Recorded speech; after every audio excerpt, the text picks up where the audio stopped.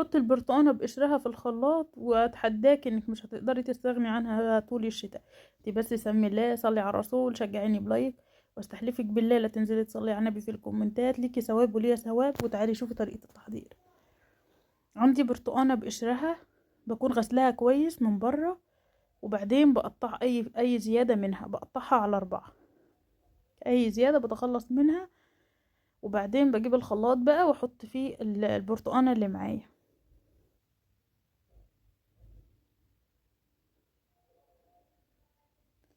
بالشكل ده كده.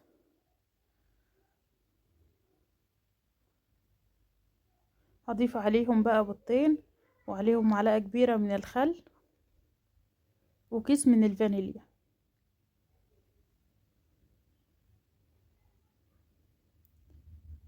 بعد كده هضيف عليهم كوباية الا ربع من السكر، او حسب الرغبة، ممكن نحط كوباية كاملة براحتكم، ونص كوباية من الزيت، وهضربهم حلو في الخلاط. بعدين هجيب كوبايتين من الدقيق، ازود عليهم ربع معلقة من الملح، معلقة صغيرة بمعلقة الشاي، وعليهم كيس من البيكنج باودر او الكيك شيف براحتكم. هكون بقى صفيت الخليط بتاع البرتقان اللي كنت بضربه في الخلاط ده، عشان عندي الخلاط ما بيضربش كويس، فاضطريت ان انا اصفيه. اما لو الخلاط بيضرب عندك كويس مش هتحتاجي انك تصفيه.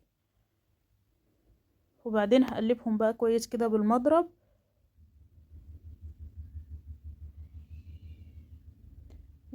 لغاية ما يكونوا بالشكل ده.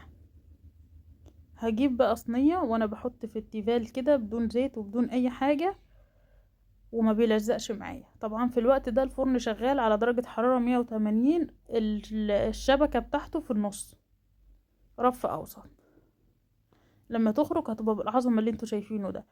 بتاخد من 30 ل 35 دقيقة، ما بفتحش عليها الفرن خالص الا لما بتطلع ريحتها. يعني من 30 دقيقة كده بنبدأ ان احنا نفتح عليها الفرن، وبعدين بشغل عليها الشواية تاخد اللون اللي انتوا شايفينه ده. بصوا بتخرج كده حاجة كده اللهم بارك جميلة جدا. بصوا اللون والحلاوة من فوق ومن تحت.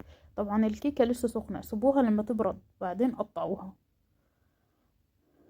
بصوا بالنسبة لي احنا يعني اسرتنا بنحب الكيكة تكون زي النايتي كده. لو بتحبيها اتقل من كده زودي كمان ربع كوباية من الدقيق. بصوا العظمة حاجة كده اللهم بارك جميلة جدا، جنب كوباية شاي بقى الصبح، حاجة كده تدفي البيت. وبصوا طعم مفيش بعد كده.